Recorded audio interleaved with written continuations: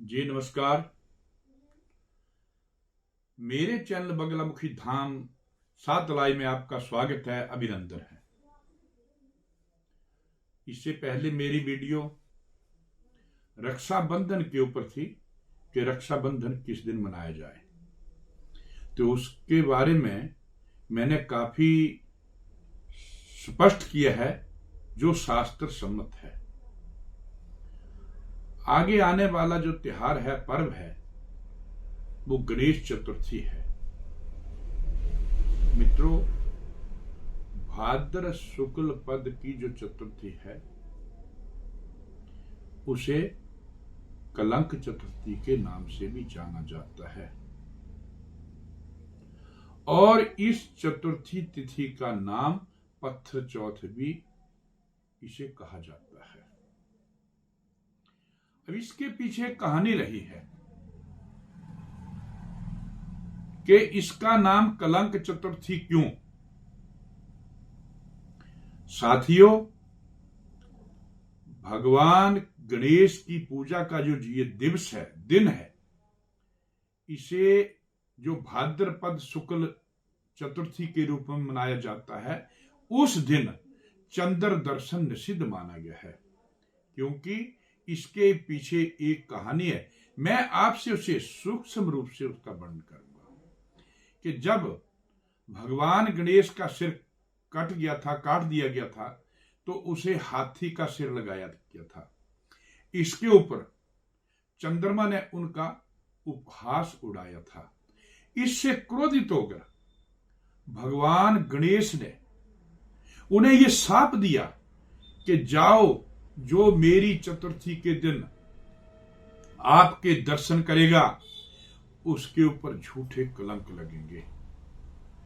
तो चंद्रमा ने भगवान की, गणेश की प्रार्थना की और ये उनसे कहा कि प्रभु, मेरी मनसा यहां पर ऐसी नहीं थी, तो आप मुझे क्षमा कर दो। तो भगवान गणेश ने कहा कि मैं इसे केवल एक चतुर्थी तक सीमित कर रहा हूं। इस चतुर्थी को यदि कोई भी आपके दर्शन करेगा तो उसके ऊपर मिथ्या कलंक लगेंगे। तो साथियों, ये सत्य है कि इस चतुर्थी के दर्शन करने से भगवान कृष्ण के ऊपर भी कलंक लगा था। उन्हें भी सायामंतक मणि चुराने का दोषी माना था। यह तिथि जो है, इस बार 18 सितंबर को मनाई जाएगी। उस दिन चतुर्थी तिथि का आगमन दोपहर में 12:40 पर होगा और उस दिन चंद्रमा अस्त जो है वो 20 बजकर अर्थात 8:13 पर चंद्रमा अस्त हो जाएगा। इस बीच यदि हम चंद्र का दर्शन करते हैं तो हमारे ऊपर मिथ्या दोष लगने का भय बना रहता है। तो साथियों, इस समय में हमें चंद्र दर्शन से बचना चाहिए। हां, यदि हम दूज का चंद्रमा तो बड़ा असंभव है, परंतु तृतीया के चंद्रमा के भी दर्शन कर लें तो ऐसी मान्यता है कि उसके ऊपर चतुर्थी का दोष नहीं लगता है। तो इसके लिए तृतीया के दर्शन करना अति आवश्यक माना गया है। साथियों, फिर भी हमें इस चतुर्थी से बचना चाहिए। हमें भगवान गणेश की पूजा विधि विधान से करनी चाहिए और चंद्रमा को अर्घ्य भी देना चाहिए, क्योंकि चतुर्थी तिथि को भगवान की पूजा के उपरांत अर्घ्य का एक विशेष विधान है। तभी हमारी पूजा जो है वो संपूर्ण मानी गई है। तो इस दिन हम चंद्रमा को अर्घ्य तो जरूर देंगे, परंतु बिना चंद्रमा को देखे हुए। साथियों, यदि किसी कारणवश आपको इस चतुर्थी के दर्शन, चंद्रमा के दर्शन हो जाएं, तो आपको उसके लिए निम्न उपाय करने होंगे। नंबर 1, आप गंगा जल डालकर विधिवत पंचगव्य से स्नान करें। स्नान के उपरांत आप इस मंत्र का जाप अवश्य करें। यह मंत्र इस प्रकार है: ओम सिंहा प्रसेन मवादिता सिंहो जाम बता हता सुकुमार का मारो दीस्वा हायस से मंत्र कहा। इस मंत्र का जाप हमें करना चाहिए और दशांश इसका हवन भी हमें डालना चाहिए। ये मंत्र जो है, या आप किसी ब्राह्मण के द्वारा विधान से भी इसका जप करवा सकते हैं।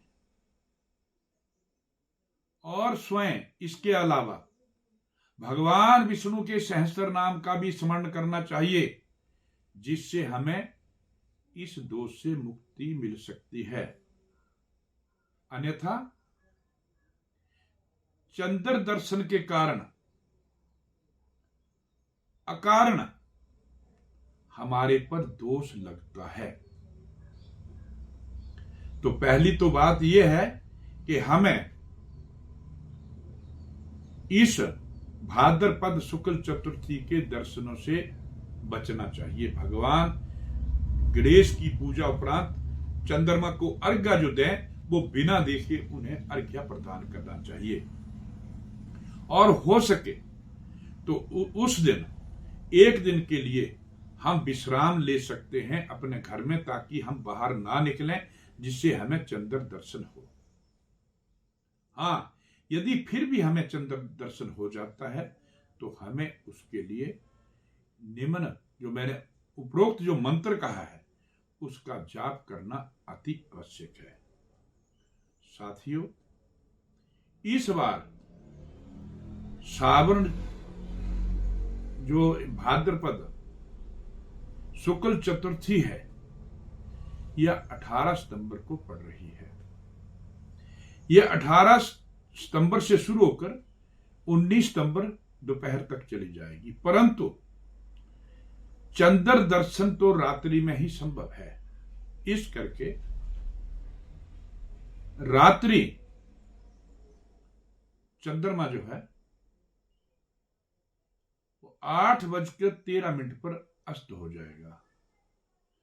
उस समय तक हमें चंद्र दर्शन से बचना चाहिए। यदि फिर भी हमें किसी कारण चंद्र दर्शन हो जाए तो हमें उक्त मंत्रों का जाप करते हुए पंचगव्य सहित हमें स्नान करना चाहिए, जप और दान भी करना चाहिए, भगवान गणेश को प्रसन्न करना चाहिए। तभी हम इस कलंक से बच सकते हैं, क्योंकि ये कलंक स्वयं भगवान नारायण, भगवान कृष्ण के ऊपर भी सयामंतक मणि के चुराने के उनके ऊपर आरोप लगे थे।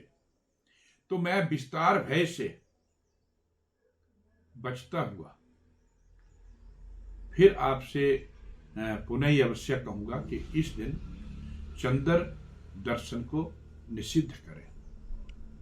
साथियों, आज मेरी वीडियो में केवल इतना ही। यदि आप इसके बारे में कोई विस्तार से विस्तृत जानकारी चाहते हैं तो आप मुझे नीचे दिए हुए नंबरों से संपर्क भी कर सकते हैं। जी नमस्कार, धन्यवाद।